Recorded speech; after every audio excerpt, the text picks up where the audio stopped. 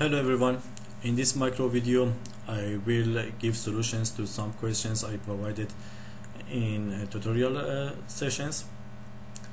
I hope this micro video help you to be prepared for midterm and final exams and help you to improve your problem solving skills. The first questions. In the first questions we are looking for the inverse Laplace transform of this given function.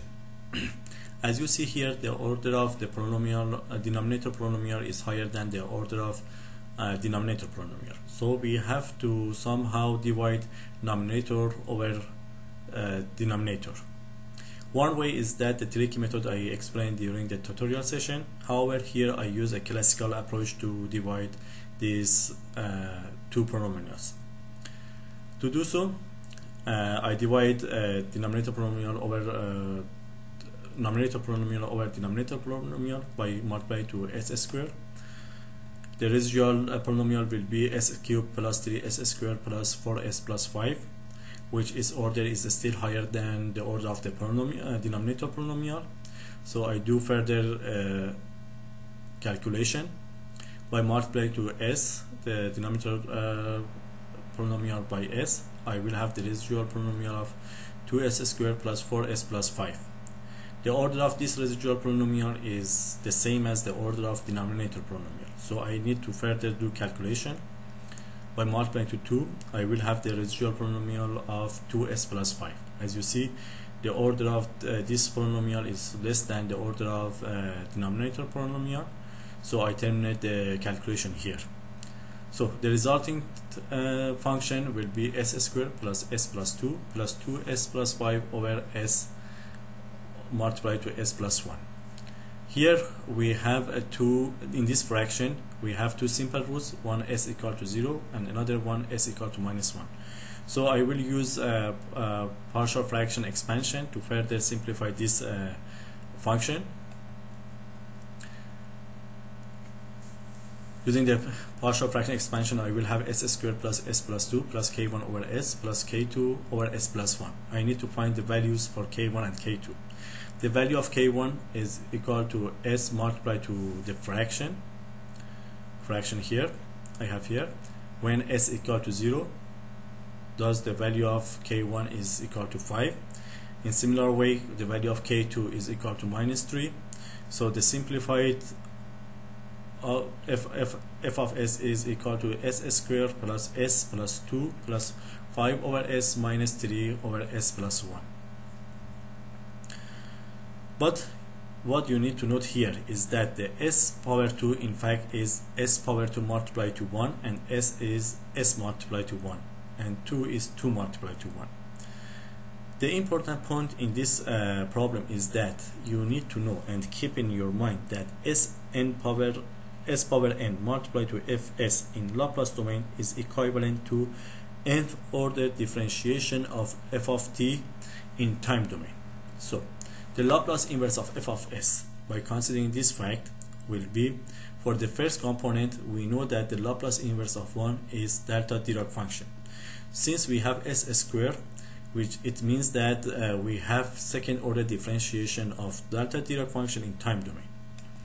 So for the third component, we have s multiplied to 1 Laplace inverse of 1 in time domain is delta Dirac function, and since we have s, it means we have the first order differentiation of the delta Dirac function. 2 will be simply 2 delta t. Laplace inverse of 5 over s, 1 over s is the step function, and Laplace inverse of that will be unit step function. So since we have 5 in numerator, we will have Laplace inverse 5, and for the minus 3 over s plus 1, we have minus 3 e minus t. So the final Laplace inverse of function f of s is in this shape. The most important point for this problem is that to know the Sn f of s in Laplace domain is equivalent to n order differentiation of f of t in time domain. The second problem, we are looking for the inverse Laplace transform of this function 1 over s squared plus omega squared. Here we have two polynomials. One is s and another one is s squared plus omega squared. S has a simple root. However, s squared plus omega squared has a complex conjugate root.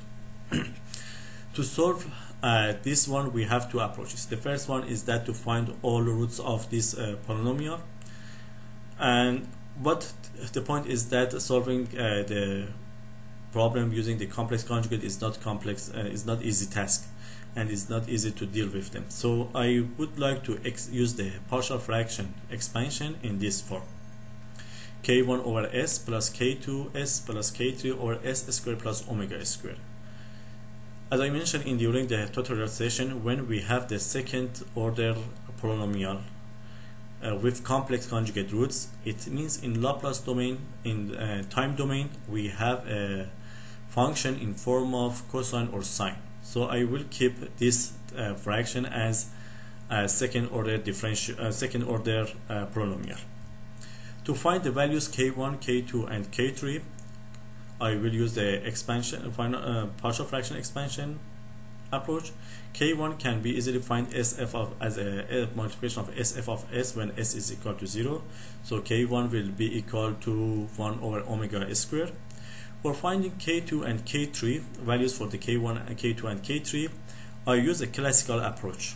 In this approach, I have the as first I substitute the value of the k1 in this fraction, and for calculating the k2 and k3, I get a common denominator for these two fractions. So by multiplying these two, by adding these two fractions by common denominator, I have this relation. But the point is that the fractions from the right side of the right side fraction and the left side fraction should be the same. Since the denominator are the same, numerator should be the same as well. By putting equal both denominators, I will have 1 equal to 1 over omega squared plus k2s squared plus k3s plus 1. Since in both sides I have 1, this 1 will be cancelled out with each other.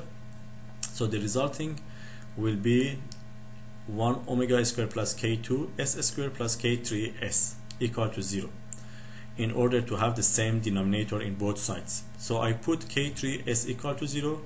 So thus the k3 value for k3 will be 0, and putting 1 over omega 2 plus k2 multiplied to s squared plus equal to 0, it means k2 is equal to minus 1 over omega squared. By substituting the values k1, k2, and k3 in these fractions, I will have f of s equal to 1 over omega squared 1 over s minus s squared plus omega squared. We know that the Laplace inverse of 1 over s is the unit step function, and if we look at the table, Laplace transform table, we see that the Laplace inverse of s over s squared plus omega squared is cosine omega t. So Laplace inverse of f of s is equal to 1 over omega squared multiplied to 1 minus cosine omega t. Third problem. In the third problem, I'm looking for the solution of the differential equation x double dot plus 2x dot plus 5x equal to 3 when all initial conditions are 0. If Laplace of x of t is x of s, Laplace of x dot t will be x of s minus x0, which x0 is initial condition of x of t, and the Laplace of x double dot t will be s squared x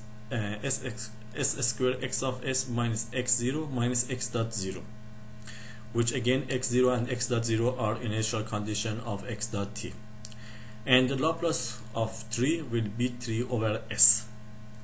So by putting the all initial condition equal to 0, I will have this relation s squared x of s plus 2s x of s plus 5x of s is equal to 3 over s. By factoring out x of s from left hand side, I will have s squared plus 2s plus 5 multiplied to x of s equal to 3 over s. So x of s in final is equal to 3 over s squared plus 2s plus 5. In order to find the Laplace inverse transform of x of s, I use the partial fraction again. Again, here I have a second order polynomial with complex conjugate roots, so I will keep it as it is. So for the value of find k1, I use the sx of s when s is equal to 0, so k1 will be equal to 3 over 5. I will find the k2 and k3 using the classical approach as I explained in the previous problem. So again, I reshape this relation, the relation, in order to sort based on the power of s. Again, in both sides I have 3, so 3 will be cancelled out, and I just need to put the coefficient of s squared equal to 0 and coefficient of s equal to 0. By this, k2 will be equal to minus 3 over 5, and k3 will be equal to minus 6 over 5. So x of s is in this form. If you look at here, I have minus 3 5 s and minus 6 5. I further expand minus 6 5 as minus 3 over 5 and minus 3 over 5, and I separate the fractions. If you look at denominator, we need to rearrange the denominator so that to find a shape of cosine or sine Laplace transform. To do so, I have s squared plus 2s plus 5. I split up 5 as 1 plus 4 and rearrange it at s squared plus 2s plus 1 plus 4. So I have s squared plus 2s plus 1 as s plus 1 power 2 plus 4. So the x of s will be in the form of 3 over 5 multiplied to 1 over s minus s plus 1 s plus 1 s squared plus 4 minus 1 over s plus 1 s squared plus 4. Again, I just factor out 3 over 5 from this relation.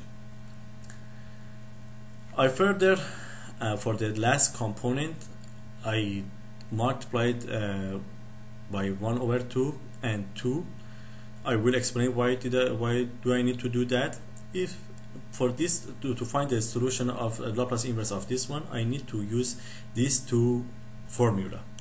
Laplace of e power minus 80 cosine bt is equal to s plus a over s plus a squared plus b squared, and Laplace of e minus 80 sine bt is equal to b over sine plus s plus a power 2 plus b squared.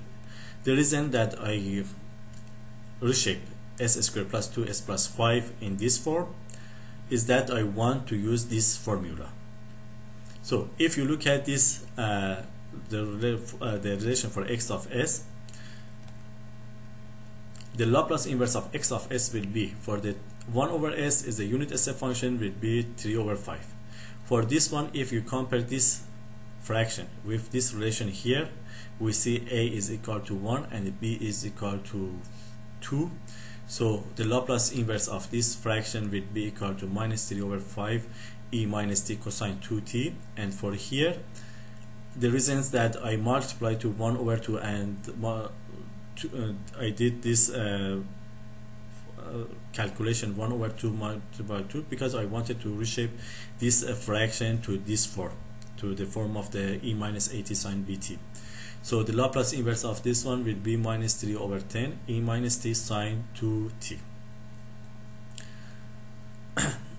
Since we are looking for the final value of the x of t, we can get the limit of x of t when t goes to infinity. By putting t equal to infinity, e minus 80 will be 0. So these two components will be 0, and the final value will be equal to 3 over 5. In another way, I can use the final value theorem in order to calculate the final value of x of t. The final value theorem says limit of x of t when t goes to infinity is equal to limit of x of s when s goes 0. So I have x of s here. If I multiply to s and take the limit, I will have 3 over 5 s multiplied to this factor. By getting the limit when s goes to 0, the final value will be 3 over 5, which is exactly the same as the value we got from limit of x of t when t goes to infinity. So you have two approaches: one, to directly calculate x of t and take the limit when t goes to infinity, or use the final value theorem and find the final value for x of t. So the two important points for this problem is to know how to use final value theorem and how to use these two relations for the Laplace inverse of cosine bt and sine bt. In the last problem, I would like to find the response of y of t, which is the displacement of the cart M.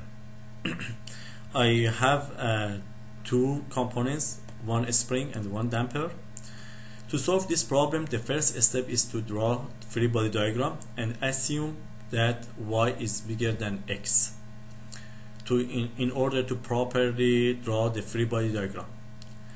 For the mass M, the first force acting on the mass M will be a stiffness or a spring force, which its value is equal to ky minus x. Again, because I assume y is bigger than x, it means that a spring is stretching and the force is opposite to direction of mass M. And for the damper, for the damping force, the damping force is b multiplied to y dot minus x dot. Again, since I assume that y is bigger than x, it means damper is stretching, and damping force is opposite to direction of the mass M.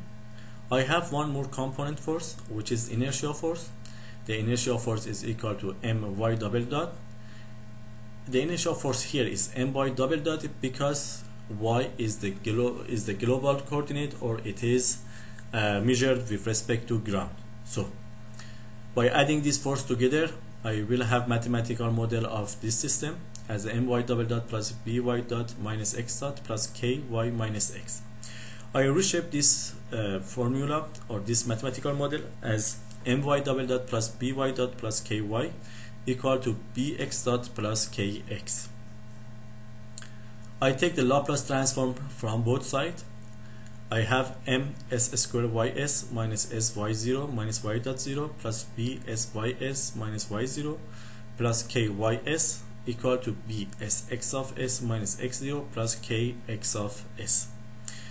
By assuming the initial condition given in the problem, I have y0 equal to 0, y dot 0 is a, and x0 is 0. Why x0 is 0? Because the input is a step function, and for the step function at time t the function is 0, and for the time bigger than 0 it is a constant value, and for the unit step function the value is 1.